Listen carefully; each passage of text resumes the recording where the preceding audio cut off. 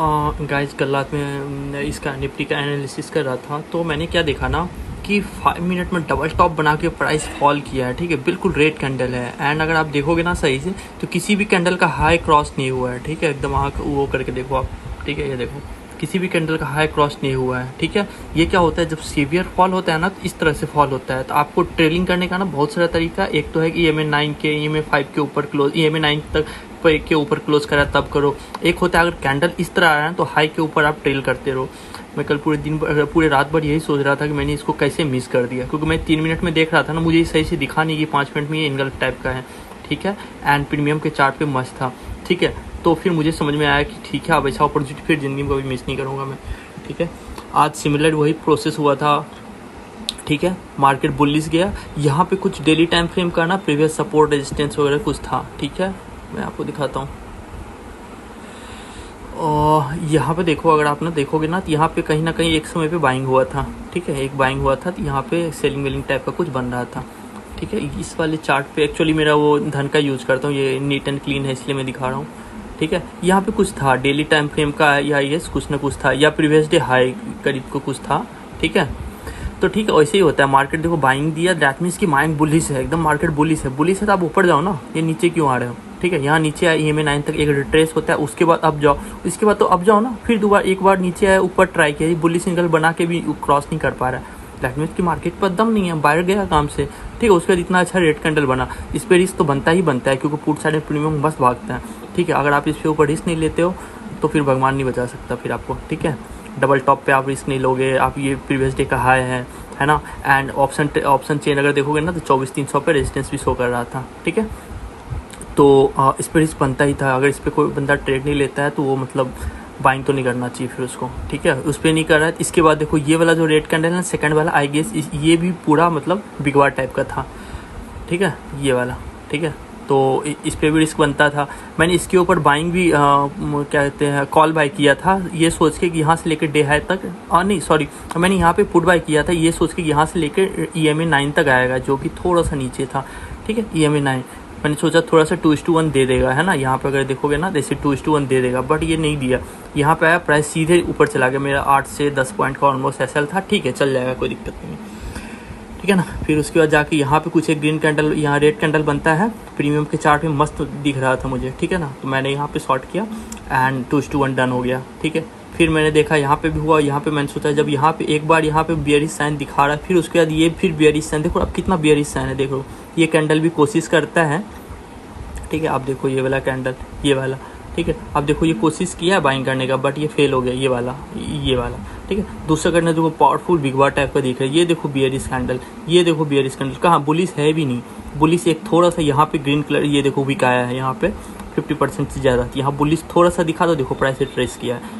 ठीक है ना, एंड ऑलमोस्ट अगर आप यहाँ से यहाँ तक का देखोगे, तो ये ऑलमोस्ट 50% या 30% इस टाइप का कुछ दिख रहा है कि रिट्रेसमेंट होता है। ये इसको मतलब ये नहीं बोलते ऑप्शन बायर आ गया, इसको रिट्रेसमेंट बोलते हैं। ठीक है ना, कोई प्रॉफिट बुक कर रहा है, कुछ थोड़ा बहुत बाय बाय होते चलते रहता है। ठीक है ना, तो उस हिसाब से फिर उसके बाद मार्केट बिल्कुल ही शुरुआत से लेकर लास्ट तक साइडवेज था।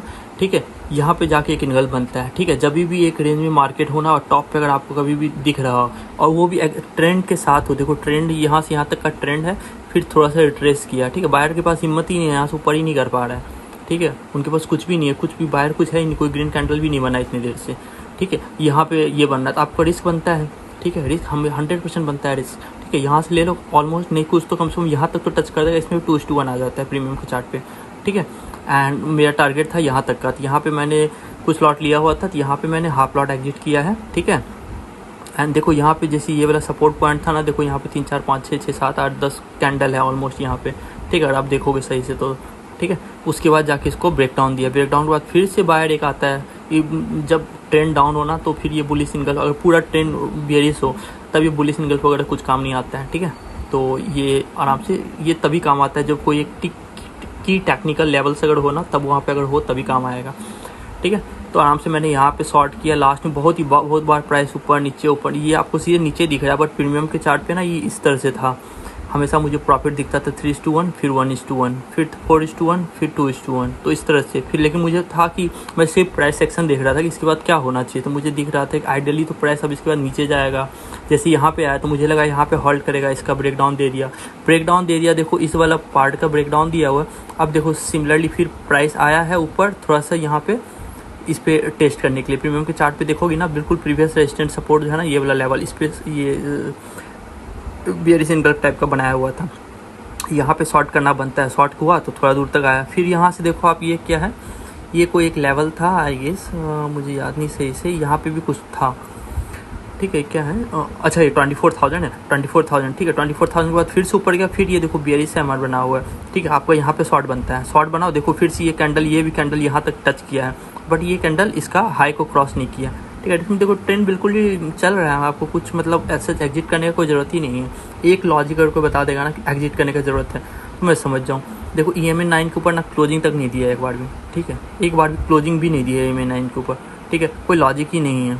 ये सब कैंडल जो है ना पैनिक वाला कैंडल होता है, थोड़ा सा आपको लगेगा प्रॉफिट 4:1 से 2:1 आ गया, 1:1 आ गया, बट कुछ होता नहीं है, इस पर भी कुछ नहीं होता है, ठीक है। चलो गाइस, और कभी भी ये सब होता है ना, अब देखो सिमिलर केस में मैं लास्ट 3 दिन से ना सिमिलर हो रहा है। देखो ये देखो प्राइस यहाँ से आया, ये कोई 75 का कोई सपोर्ट वपोर्ट कुछ था, ठीक है। प्राइस यहाँ से सीधे बुलिश कैंडल तो भैया ऊपर जाओ ना, या थोड़ा सा रिट्रेस करो, है ना, या फिर थोड़ा सा नीचे आओ फिर ऊपर जाओ, ठीक है। थोड़ा सा नीचे आया, नीचे एक तो नीचे तक का ट्रेड बनता था 1.5 लो तक का, ठीक है। ये मेरे से मिस हो गया था, या आई गेस मैंने लिया था, मुझे याद नहीं सही से। बट उसके बाद देखो यहाँ तक आया प्राइस, फिर थोड़ा सा नीचे आओ, फिर थोड़ा देखो बायर देखो है ही नहीं, बायर बस जितना बाइंग करना था शुरुआत में बाइंग किया किसी ने, उसके बाद ऐसा कोई बायर के पास पावर ही नहीं बचा है, ठीक है। देखो सीधे अरे यार देखो डबल टॉप बना के सीधे एक लेवल पे 2 बार बायर आया, सीधे नीचे गिर गया, ठीक है। आराम से मतलब ट्रेड बनता है, ठीक है। दूसरे दिन देखो आपकी मार्केट फॉल होना शुरू होता है, तो सीधे ऑल ऑफ अ सडन आपको सेल भी नहीं करना चाहिए, ठीक है।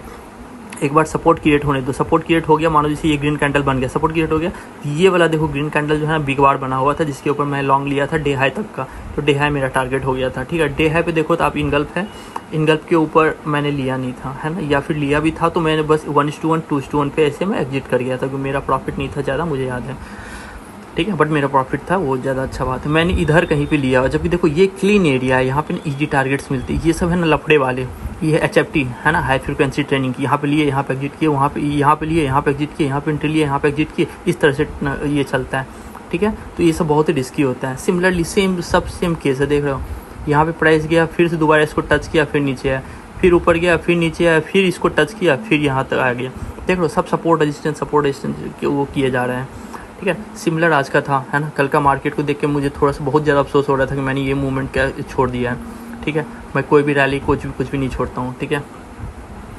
तो बिल्कुल ये आज मैंने लास्ट तक होल्ड किया, बिल्कुल ही मेरा बार बार ध्यान PNL के ऊपर जा रहा था, बट मैं बार बार देख रहा था प्राइस एक्शन को कि प्राइस एक्शन क्या बोल रहा है, तो फिर मुझे कोई भी रीज़न नहीं था एग्जिट करने का, इसलिए मैंने होल्ड किया लास्ट तक, ठीक है। एंड बिल्कुल ही ऑलमोस्ट 4-5 ट्रेड लिया मैंने, सारे के सारे टारगेट है। एक ये पुट वाला थोड़ा सा था, इसमें 8-10 पॉइंट लिया। यहाँ कॉल में लिया था मैंने, कॉल में मैंने इधर कहीं पे लिया हुआ है, 3 मिनट्स का चार्ट दिखाता हूँ मैं।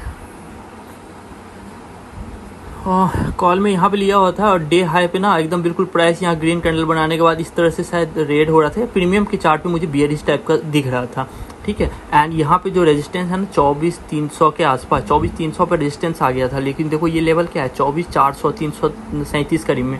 तो प्राइस जब दूसरी बार टच करता है ना तो थोड़ा बहुत आता है, बट फिर फॉल जल्दी आ जाता है। इसके कारण से मैंने रिस्क नहीं लिया, तो इसमें मैंने 6-7-8 पॉइंट बुक किया था ऑलमोस्ट, मतलब ये ट्रेड और ये दोनों ट्रेड मिला के ना मेरा 100-200 रुपये का प्रॉफिट वगैरह कुछ था, तो यही है। इसके बाद फिर मैंने इस पर बुक किया, ठीक है। एंड बीच में बुक कर रहा था, क्योंकि ऑब्वियसली अब एक बार अगर आप प्रॉफिट देख लेते हो तो पूरा लूज़ नहीं कर सकते, ठीक है ना। चलो भाई।